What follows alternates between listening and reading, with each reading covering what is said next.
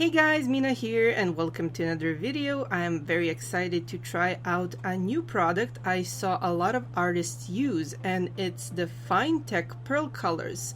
It's like metallic watercolors, and I contacted the company to see if I could get a chance to review their product and to get some for you guys. So we will be getting a giveaway by the end of this video, so stay tuned. Okay, so these are actually used for calligraphy, but I think we can do another sort of playing and discover what else we can do with these beauties. These are made of some sort of natural mineral pigment, actually, fine mica pigments, and these are handmade in Germany. And on the back of the box you can see the different names for different shades of gold, and of course the last one is silver. These are actually very colorful. So first of all, I wanted to see the type of packaging they had, because there's a different type of packaging for watercolors. This is the standard actually, where you have watercolors that are embedded into the packaging and these little circles are not removable. And here there's an option of actually removing one of the colors and replacing it with a new one after you have like used it all up. This system of just pressing it down is actually my favorite system. I used to have watercolors like these, and this is the best, like the most stable system, because no matter how much I love the other brands, for example, if the travel pack of watercolors has been like transported and then returned back to its box, it does this. So yeah, I love these watercolors, but the packaging really needs to be upgraded. Anyway, let's try out these babies on different papers. Okay, I'm going to swatch these colors on 3 different types of paper with 2 different types of brushes. I will be using a water brush and a regular brush and see what difference we have. And for the papers, I will be using the 200-gram paper, which is a heavy-duty watercolor paper, a thin but darker paper that's used for calligraphy, and a very smooth manga Copic paper. So, well, it's actually a stock paper, like 170 grams, but it's also good for Copic, so let's see how it fares for the watercolor.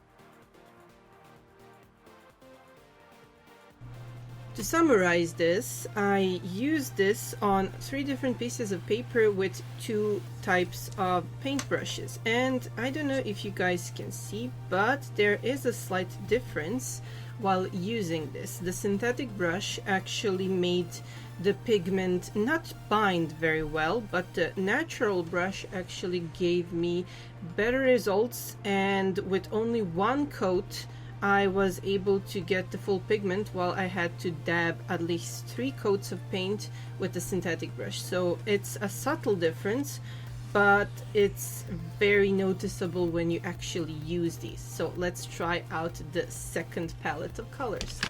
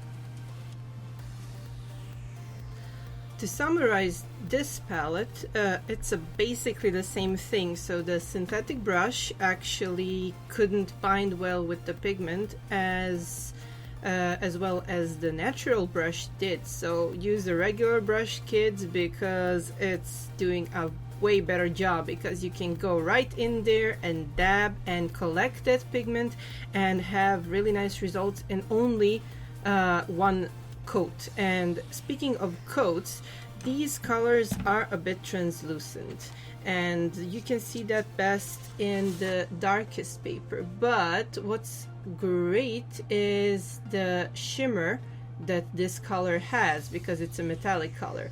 The negative side for this particular paper is that if you use a very thin paper, it will get crumpled because of the water, as you can see in this part here.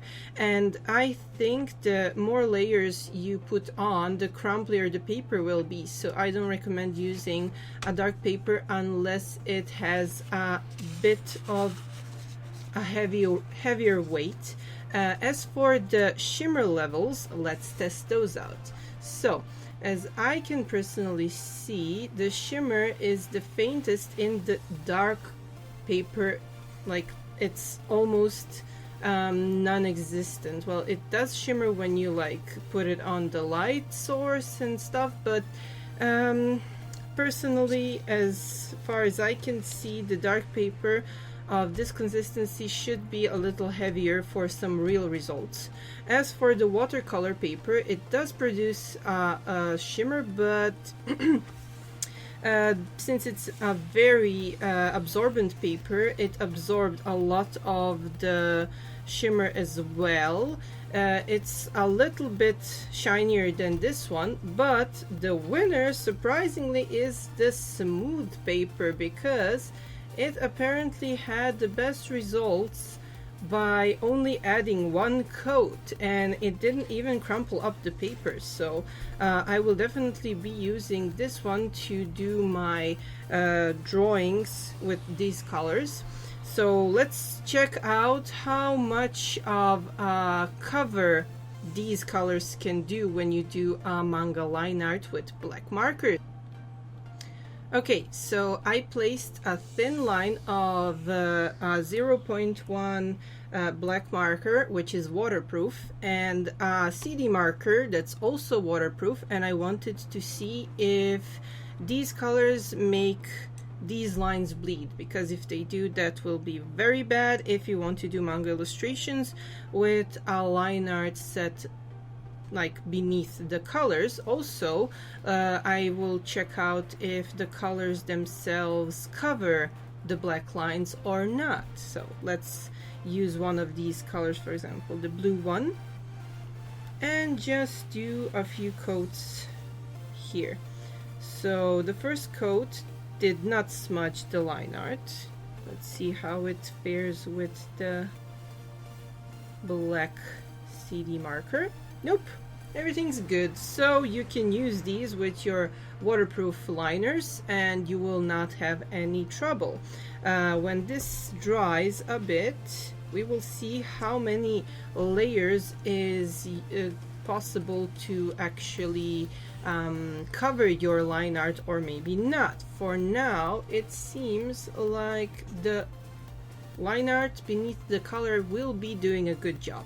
So while we wait for this to dry, I want to see how these colors actually blend together. So we will use two opposite colors, for example this orange color, and put it here while it's still fresh. Then I'm going to use some green and put it on here and try to blend them by using a lot of water and see how they fare together. They leave this kind of a patchy texture because they're very thick. Let's just see how they fare when we do blending and combining of the colors, how much they mix together.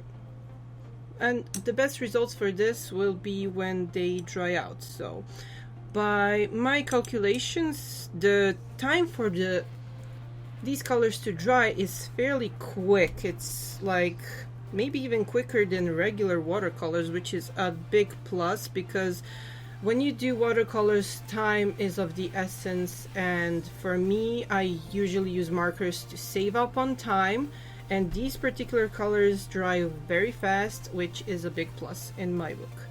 Okay, so let's go back to the blue one and see how many layers will it take to cover up the line art. These are very pigmented.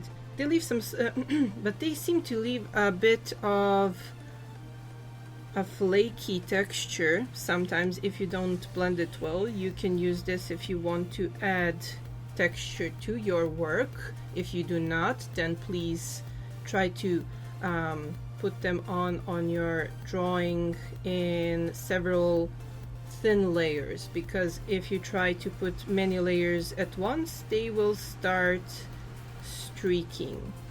But for now, I think it can literally cover up my entire black surface here. I will use a lighter color just to see if a lighter color can cover it.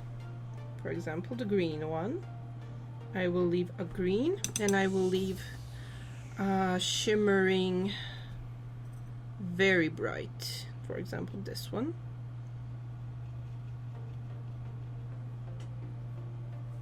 And see how they act over a black surface. Okay, to get back to the blending one, they have literally went and fused together. I want to try and use them on the black area as well, or even try to see if they can cover each other.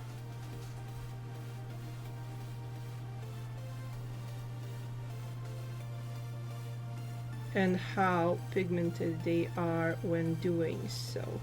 I already determined that they are very nice and very pigmented, but you need to place them in like thin layers and wait for one layer to be dried to proceed with another layer. Particularly, I think the gold ones are my new favorites, and I can't wait to test them out with my patented swirls in my drawings. So I can't wait to try them out, but I'm a bit disappointed on how they fared on my dark paper. Maybe I should just buy a dark paper with more weight, and then maybe it'll work better. Maybe even black paper. If you use darker papers, colors like these, metallic colors, can actually look very nice. They can be used to make postcards or birthday cards or any kind of crafty stuff. And one last bit, if you are doing manga drawings or pretty girls or something like that, you can always do the highlighted parts in the end with the silver and pearl shades. So when you cover a dark shade, a dark color or a line art or maybe girl's hair with this, it should produce nice subtle shimmer, nice subtle shine in her hair or maybe in her eyes. We will test this out in my next video when I do a drawing with these tools. I can't wait. Personally, my opinion of this set is its structure is good, it's very pigmented, it can blend well, it works good with manga paper, which is what I personally need. So for now, I don't see any negative side of this tool. So if you guys want to win a set of these tools, you can choose between the gold set or this set. All you guys need to do is like my video, comment and share this video, and I will pick out a random winner next week. So good luck, guys, and see you next time.